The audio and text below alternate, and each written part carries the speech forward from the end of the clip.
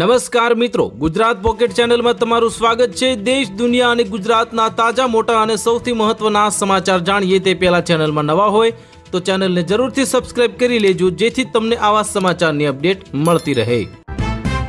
ઠાકોર સમાજને દારૂનો દરિયો આપે તો પણ પી જાય, ફિલ્મ અભિનેતા વિક્રમ ઠાકોરના નિવેદનથી ખળભળાટ મચી ગયો। સરકારનો મોટો નિર્ણય, એસસી વિદ્યાર્થીઓની ટ્યુશન ફી હવે સીધી ડીબીટી દ્વારા ચૂકવાશે। પ્રાઇવેટ સંસ્થાઓ માટે ₹2 લાખની મર્યાદા। હોંગકોંગના તાઇપો નામના વિસ્તારમાં કોમ્પ્લેક્સમાં લાગેલી ભીષણ આગને કારણે 44 લોકોના થયા કરુણ મોત। વ્હાઇટ હાઉસ સંકુલ પર આતંકવાદી હુમલો થયો, 2 નેશનલ ગાર્ડ મેમને વાગી ગોળી અને કલાકોમાં અફઘાન ગોળીબાર કરનારની ધરપકડ કરવામાં આવી। તમારું બેંક સંબંધિત કામ પતાવી દેજો, ડિસેમ્બરમાં 18 દિવસ માટે બેંક રજાઓની જાહેરાત કરવામાં આવી। સંતરામપુરમાં આમ આદમી પાર્ટીના નેતા બ્રિજરાજ સોલંકીનું દારૂ અને ડ્રગ્સ મામલે મોટું નિવેદન, હર્ષ સંઘવીને લઈને કરી મોટી ટિપ્પણી। અમદાવાદને મળી 2030 કોમનવેલ્થ ગેમની યજમાની, વડાપ્રધાન મોદીએ અનોખી રીતે પાઠવી શુભકામના। બિહારમાં એનડીએની ધૂમ જીપ પાતળ જ, ગુજરાતના નેતાઓની મહેનત, નડ્ડાએ દિલ્હી ડિનરથી કર્યું સન્માન। એસઆઈઆરની ગણતરી ફોર્મના ડિજિટાઇઝેશનના કામગીરીમાં મોટા શહેરને પછાડીને ગુજરાતનો ડાંગ જિલ્લો મોખરે રહ્યો। ગોપાલ ઇટાલિયાનો મોટો આક્ષેપ, હર્ષ સંઘવીએ 2013માં જાહેરમાં પોલીસ ઇન્સ્પેક્ટરને લાફા ઝીંક્યા હતા। અમદાવાદની પ્રખ્યાત મોચા રેસ્ટોરન્ટમાં હાઇજીનનો ગંભીર અભાવ, રોટલીની બાસ્કેટમાંથી જીવડા નીકળ્યા। અમદાવાદ મ્યુનિસિપલ કોર્પોરેશને 25,000નો દંડ ફટકાર્યો। સુરેન્દ્રનગર જિલ્લામાં લીંબડી તાલુકાના રાસકા એપ્રોચ રોડનું ₹75 લાખના ખર્ચ નવીનીકરણ શરૂ કરવામાં આવ્યું। સરકારી કર્મચારીઓ માટે મહત્વના સમાચાર સામે આવ્યા, 30 નવેમ્બર સુધીમાં જરૂરી કરી લેજો કામ, નહીતર સરકારનો મોટો આદેશ આપવામાં આવ્યો। જામનગરમાં સીબીઆઈ ત્રાટકતા ખળભળાટ મચ્યો, મોટા ગાજાના લેન્ડ ડેવલપરના ભત્રીજા પર તપાસ, મોટા કડાકા ભડાકા થવાની મોટી સંભાવના। બ્રહ્મોસ મિસાઇલે ઓપરેશન સિંદૂરમાં પાકિસ્તાનમાં મચાવ્યો આતંક, દુનિયાના સૌથી મોટા મુસ્લિમ દેશ ઇન્ડોનેશિયાને મિસાઇલમાં રસ।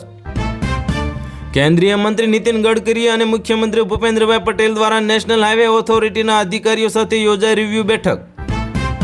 બાંગ્લાદેશમાં ભૂતપૂર્વ વડાપ્રધાન શેખ હસીનાની મુશ્કેલીઓ વધી, પ્રધાનમંત્રી શેખ હસીનાને 21 વર્ષની સજા કરવામાં આવી। ભાજપના ધારાસભ્યે વિપક્ષના સૂરમાં સૂર પુરાવ્યો, સુરતમાં ડ્રગ્સ ગાંજાના ખુલ્લેઆમ વેચાણનો ઘટસ્ફોટ થયો।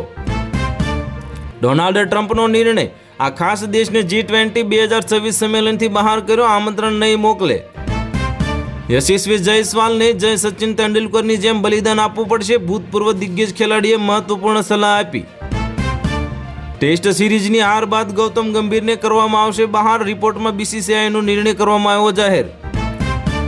ગુજરાતના હાઈવેજ બનશે ટનાટન, હવે કેન્દ્ર સરકાર 20,000 કરોડ આપશે, કેન્દ્રીય મંત્રી નીતિન ગડકરીની મોટી જાહેરાત કરવામાં આવી। ગુજરાતમાં દારૂ ડ્રગ્સ મુદ્દે મેવાણી અને ઇટાલિયા એક સાથે થયા, હર્ષ સંઘવી પરના પ્રહારોનો રાજકીય સંકેત।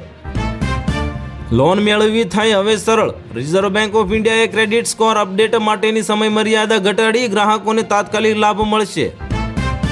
વાવાઝોડું સેન્યાર થોડા કલાકોમાં કરશે લેન્ડફોલ, ભારતના દરિયાકાંઠાના રાજ્યોમાં ભારે પવન સાથે વરસાદની આગાહી કરવામાં આવી જાહેર।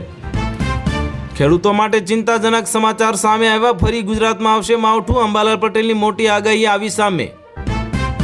ગુજરાતના આરોગ્ય વિભાગ દ્વારા જન્મ પ્રમાણપત્ર માટે હવે જૈવિક પિતાનું નામ ફરજિયાત કરતી નવી એડવાઇઝરી કરવામાં આવી જાહેર। એસઆઈઆર દરમિયાન 23 BLOના થયા મોત, સુપ્રીમ કોર્ટે ચૂંટણી પંચને ઝટકો આપ્યો, 1 ડિસેમ્બર સુધીમાં માંગ્યો જવાબ। ટીમ ઇન્ડિયાના ખરાબ પ્રદર્શનથી દુઃખી થયા ઋષભ પંત, સોશિયલ મીડિયા પર કરી ભાવુક પોસ્ટ। બિહાર સરકારનો મોટો નિર્ણય, 14 ડિસેમ્બર સુધી 10 લાખ જીવિકા દીદીઓના ખાતામાં ₹10,000 જમા થશે। બાબા વેંગાની 2026ની 3 સૌથી ચોંકાવનારી ભવિષ્યવાણીઓ સામે આવી, સોનાની તેજી, એલિયન્સનો સંપર્ક અને એઆઈનો મોટો ખતરો।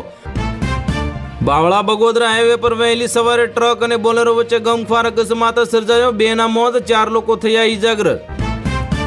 14 મહિના બાદ નિફ્ટી ઓલ ટાઈમ હાઈ સાથે રેકોર્ડ સર્જ્યો, ભારતીય શેર બજારે રચ્યો મોટો ઇતિહાસ। ફિઝિયોથેરાપી અને ઓક્યુપેશનલ થેરાપીમાં હવે નીટ દ્વારા જ એડમિશન મળશે, ઇન્ટર્નશીપમાં નિયમ બદલાયા। અમદાવાદ રેલવે સ્ટેશને વેઇટિંગ રૂમમાં રોકાવાના કલાકના ₹20 ભાડું વસૂલવામાં આવશે। મોડાસામાં સરકારી ઇજનેરી કોલેજના પ્રોફેસરે વિદ્યાર્થીનીઓને બીભત્સ મેસેજ કરતા હડકંપ મચી ગયો. મોસાદ સીઆઈએ 2014ની લોકસભા ચૂંટણીમાં કોંગ્રેસને હરાવવાનું કાવતરું રચ્યું હતું. પૂર્વ સાંસદનો મોટો દાવો. જનતાના રેડના ડરથી દારૂ ડ્રગ્સના અડ્ડા બંધ કરાવો, બુટલેગરો ભૂગર્ભમાં અને મેવાણીના સમર્થનમાં મળતા સરકાર ભરાય. ગુજરાતમાં એસઆઈઆરની કામગીરી 74% પૂર્ણ થઈ. તે 24.23 લાખ મતદારોના નામ રદ કરાયાનો ચૂંટણી પંચનો મોટો દાવો. અમેરિકામાં વ્હાઇટ હાઉસ નજીક ગોળીબાર કરવામાં આવ્યો. નેશનલ ગાર્ડના 2 જવાન ઘાયલ અને શંકાસ્પદ પકડાયો. ભારતની મોટી સફળતા સામે આવી. ફ્રાન્સના ફાઇટર જેટના એન્જિન બનાવવાની ટેકનોલોજી આપવા થયા તૈયાર. મણિપુરમાં 40 કિલો વિસ્ફોટક ભરેલું લાંબા અંતરનું રોકેટ મળી આવતા ખળભળાટ મચી ગયો. તમિલનાડુ પર વાવાઝોડાનો મોટો ખતરો. અનેક જિલ્લા એલર્ટ. આજથી 2-3 દિવસ તારાજીની શક્યતા. અદિયાલા જેલમાં રખાયેલા પાકિસ્તાનના પૂર્વ પ્રધાનમંત્રી ઇમરાનની હત્યા કરવાની અટકળો સામે આવી. ચીનમાં મોટી દુર્ઘટના બની. ટેસ્ટિંગ કરતા રેલવેના કર્મચારીઓને ટ્રેને જ કચડી નાખ્યા. 11ના થયા કરુણ મોત. દુબઈમાં તેજસ ક્રેશ થવાને કારણે ભારતને મોટું નુકસાન થયું. આર્મેનિયાએ 10,000 કરોડની ડીલ અટકાવી. ડોનાલ્ડ ટ્રમ્પનો મોટો નિર્ણય. દક્ષિણ આફ્રિકા પર પ્રતિબંધ મૂક્યો. આગામી G20 સમિટ માટે આમંત્રણ નહીં આપે. બિહારમાં નવી સરકારની રચના બાદ એનડીએને મોટો ઝટકો લાગ્યો. આરએલએમના અનેક અગ્રણી નેતાઓએ રાજીનામું આપ્યું. ગૌતમ ગંભીર હાય ભારતની શર્મજનક હાર બાદ ગુવાહાટીમાં હેડ કોચની સામે જ લાગ્યા નારા. ફરી પરેશ ધાનાણીએ મેવાણીના સમર્થનમાં કવિતા લલકારી. કહ્યું કે પોલીસને સલામ, પટ્ટાવાળા હરામ. જિગ્નેશ મેવાણીના સમર્થનમાં સોશિયલ મીડિયા પર ટ્રેન્ડ. થરાદમાં લોકો રસ્તા પર ઉતર્યા.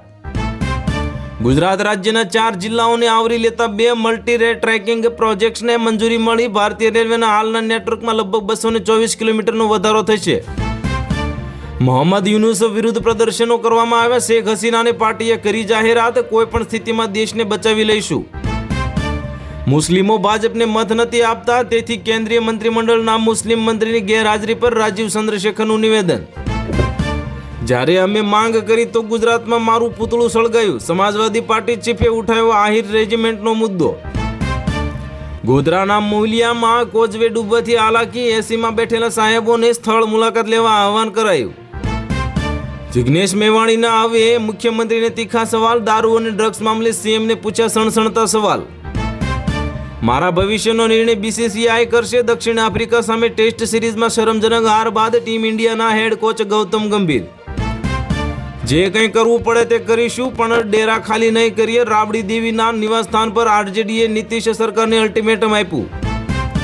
ગૌતમ ગંભીરની 3 મોટી ભૂલ જે ભારતના ઘર આંગણે હારનું કારણ બની. ન્યૂઝીલેન્ડ પછી દક્ષિણ આફ્રિકાએ વ્હાઇટ વોશ કર્યો. અમરેલી જિલ્લામાં કમોસમી વરસાદથી ખેત મજૂર એટલે કે ભાગ્યાને થયેલ નુકસાન વળતર ચૂકવવા આવેદનપત્ર આપવામાં આવ્યું. તો હાલ માટે આટલું જ. મળીશું નવી અપડેટ સાથે. જો વિડીયો પસંદ આવતો હોય તો વિડીયોને કરી દેજો લાઇક અને ચેનલમાં નવા હોય તો ચેનલને કરી દેજો સબસ્ક્રાઇબ.